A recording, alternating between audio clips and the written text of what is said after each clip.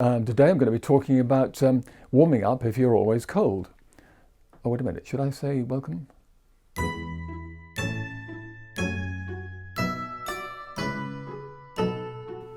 Are you like me?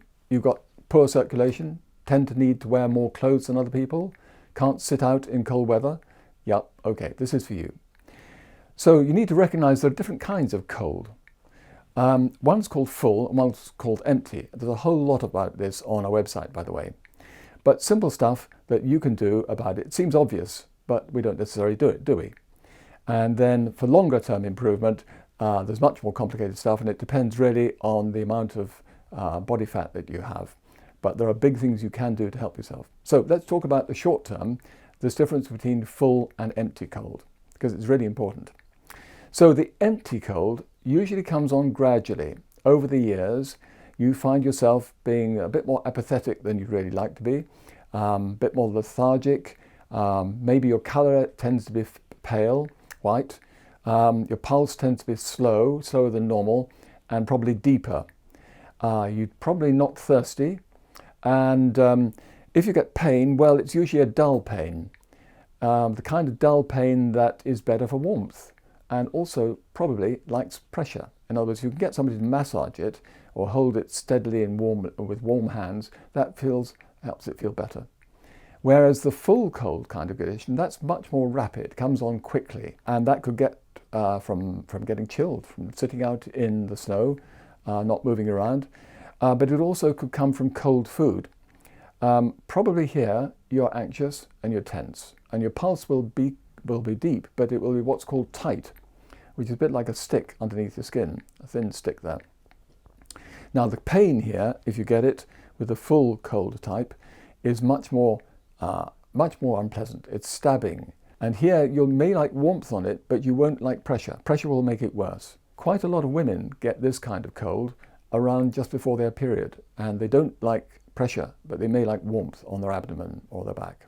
Empty cold is because of lack of yang, whereas a full cold is because of too much yin, if you're understanding and know these terms.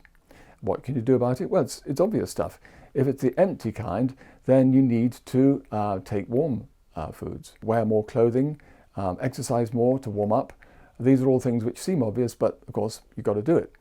If it's the full type of cold, which is too much yin, then really the answer to that is to induce in your body a perspiration. And you do that by getting in warm bath or warm shower until you warm up. A whole lot of information about that on our website. Moving on to long term, what you've got to do. Now we're talking about lifetime habit here. It's not something you can do for a week and expect to last forever. You've got to get it into your habits and make it part of your program for life.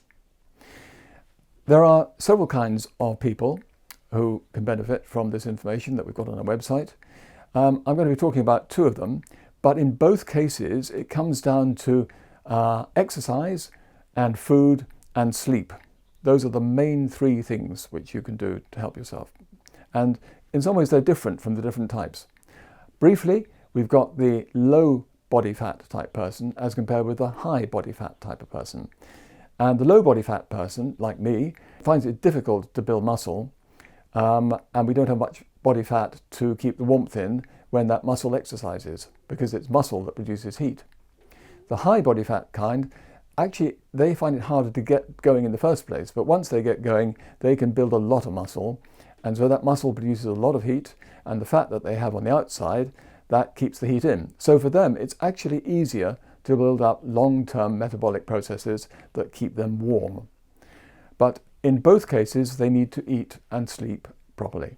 What about the food? Well, for food, the differences are explained pretty thoroughly on our website. And they are different for low body fat people as compared with high body fat people. And really, you need to have a look at the site to see that.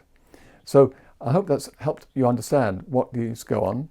If you want to build warmth long term, there are lifetime habits you've got to put in place, and they involve what you eat, how you sleep, and how you exercise.